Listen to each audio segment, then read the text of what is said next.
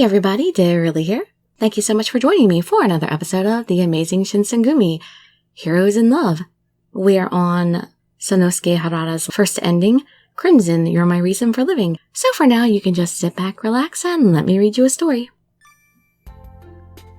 The door opened and Sanosuke came in. Yay, he's alive! Sanosuke! I smiled and approached him. I grabbed onto him. That's quite the passionate greeting, don't you think? He patted me on the back to comfort me as he smiled back at me. You bet it is. You didn't come back for days. I was so worried about you. But I'm so glad you're all right, Sanosuke. When I let him go, I finally realized his body was bandaged up. I'm so sorry. You're injured, aren't you? And I hugged you so tightly. I was flustered and shouted, but Sanosuke just laughed. It's fine. Don't worry. I can endure any sort of pain if it means I can hug you. He looked like he was in bliss. For some reason, I started to feel embarrassed. Are those injuries the reason why you came back so late? If that was true, then Sanosuke must have been seriously injured. I was worried. No, I only got hurt yesterday. I've been helping to put out the fire this whole time. We didn't have enough men. We even asked the firefighters and onlookers to help us. I hope we were able to help some people. Well, of course you... Yeah, it's just as I was about to say. Of course you did. I'm sure the fire would have happened even if you weren't there. Many people were saved because you were there to help them. You saved me too, remember? Oh yeah, that did happen. It's my fault the fire started in the first place. I don't deserve any praise. Still, I'm really proud I was able to protect you. Sanosuke hugged me. How are your injuries? Even though I'd hugged him myself, I couldn't help but ask him. They're fine. They still hurt a little, but not being able to touch you hurts so much worse. You're using that line again. On the outside, I was shocked and pouted, but on the inside, I was really happy. But I want to take a break from working just a little longer. We can finally take a break from all the fighting. Speaking of work, are you okay on that front? Sanosuke had disobeyed orders and acted of his own accord. Then again, I was the one who ridiculed him for following his orders in the first place. Our orders came from the shogunate. Disobeying them is a fatal crime. Honestly, the only way to atone for running away from battle is to take your own life. Seppuku. I won't complain if they want me to kill myself. You can't! I raised my voice because Sanosuke was acting so calm. Yet, I don't know why. I'm not worried at all. I mean, Captain Kondo and Vice Captain Hijikata didn't try to force me to fight, right? Also, my troops volunteered to stay behind with me. I'm sure. They were telling me to do as I pleased. I think I might be off the hook. Shinpachi didn't even try to stop me. He even complimented me on being heroic. The Shinsengumi were under the Aizu domain. They worked for the shogunate. They couldn't let everyone stay behind because of this fact. I'm sure everyone felt the same way as you did, Sanosuke. Yeah, you're right. If that's true, I might have done a terrible thing. I forced them to do the dirty work. What are you saying? It's the exact opposite. Everyone averted their eyes from their horrible deeds. They were running away. But you stayed behind. I'm sure they were all relieved when they saw that. I'm sure it gave them the courage to fight. They all felt the same. I'm sure a lot of people were thankful for Sanosuke because he'd followed his heart. Thanks. It's all thanks to you. You're the reason I didn't run away. I am? If you hadn't been there, I would have gone to the battlefield without any hesitation. To exterminate the enemy. I like fighting. Uh-huh. So maybe Soji was telling the truth. Especially fights where my life is in danger. It gets me really excited. That sounds more like Soji to me in every other story. I love the anxiety I feel when I fight other people. Wanting to do something, or wanting to protect something even at the cost of your life. I might have looked up to those kind of ideals. Unfortunately, I'm not that virtuous.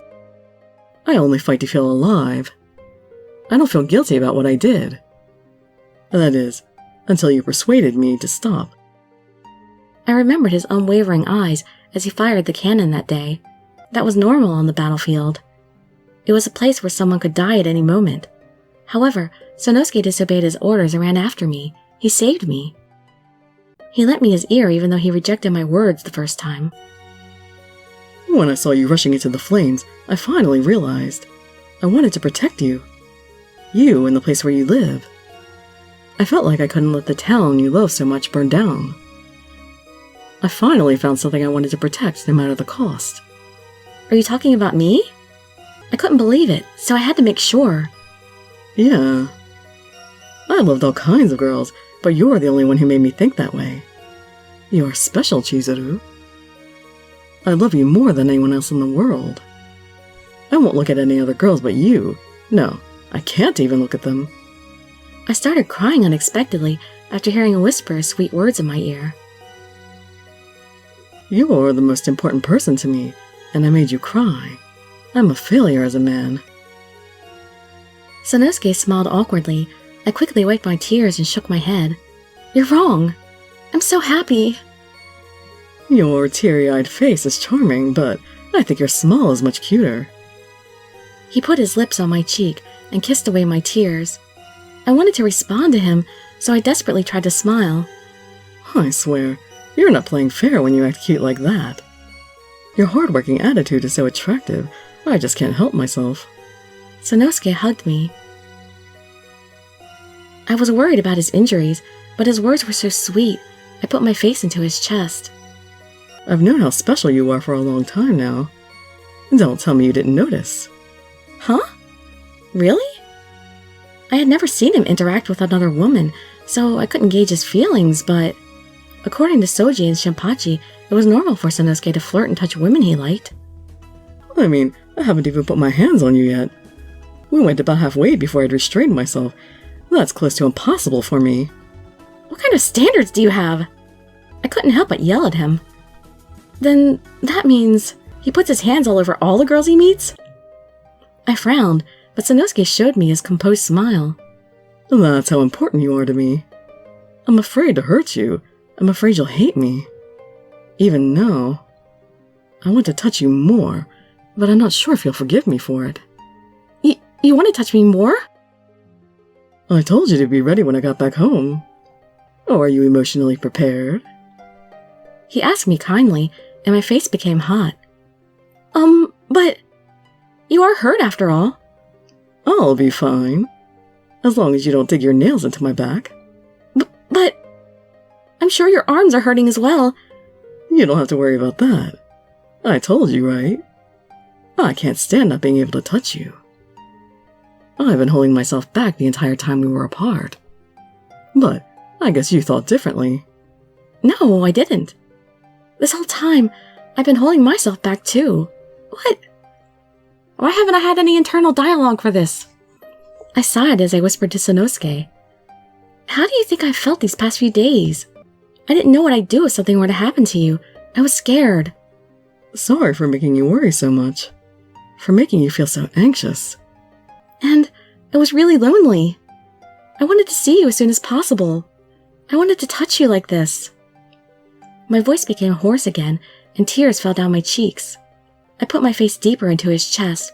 I put my hand around his waist. I was careful not to touch the burn that was on his back. In other words, you don't mind if we continue, right? He caressed my wet cheek. Well, even if you told me to stop, I don't think I could anymore. Especially after hearing you say something so cute. He put his lips on my forehead, then on my left and right cheeks. He kissed me over and over. He put his arm around me. He had no intention of letting me go. His lips caught my lips. It was different from the one on my cheek. His kiss wasn't light. It was a little strong. It was intense. He put more strength into the arm behind my back. We embraced each other and felt each other's heat. We fortified our feelings by kissing over and over again. His big hand slipped into my kimono, and he undressed me. With his warm French kiss, his hand started groping me. I was mesmerized by the sensation. I could tell he wanted me from his rough touch. I was so happy. That wound. I stared at Sanosuke's naked body. My eyes stopped at his abdomen. There was a scar that looked like a long, straight sword cut. Oh, I didn't tell you. Apparently not. This is a scar from cutting my own stomach. You cut yourself? Well, I was teased about not knowing the proper way to do it, so I just did it. The person making fun of me turned pale. Thanks to that, Everyone said I could escape death. He laughed brightly, but I was dumbfounded. That's not funny at all. You should be glad you came out of it okay. If he'd waited too long, he could have actually died. For a stupid reason like that. I was young back then. I was living a life on the edge. He scratched his head and smiled awkwardly. I promise you, I'll never do anything reckless like that ever again. I'll never do anything to make you cry. It sounded like he was making an oath to me. He put his lips on my eyelids this time. It was a wonderfully soft kiss. In exchange, promise to always stay by my side. Always wait for me to return home. If it was for you, I'd risk my life, but I couldn't die and leave you behind. You are my reason for living.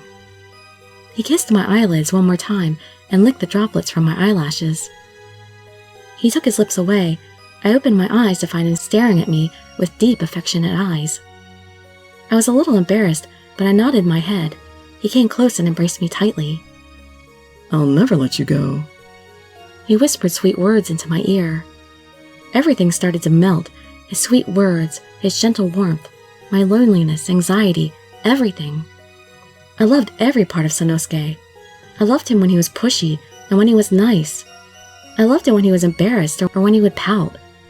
I wanted to become his. I wanted to feel him with my entire body. I wished with all my might. It was almost embarrassing. I made a lot of excuses and tried to hide my embarrassment, but I wanted to stay like this forever. I finally realized that. My entire body was sensitive. No matter where he touched, I responded. It was embarrassing, but as he continued, his touch was more intense. I was pleased. He gave me pleasure and joy, and trusted my body to him. I wanted him to never let me go. In return, I would never leave him. Even if he returned to the battlefield, I was sure our hearts would still be together. I was always thinking about Sanosuke. Sequel and date scenario now available. I really feel like they didn't put a whole lot of passion into the writing. I mean, not that the other Dogenzaka games were masterpieces of writing, but this feels even less passionate for some reason. I mean, it's really, really short too. Every single chapter has been short. And so this has been like the shortest game out of all of the Dogenzaka Lab games I've played so far. I mean, if all the routes are like this.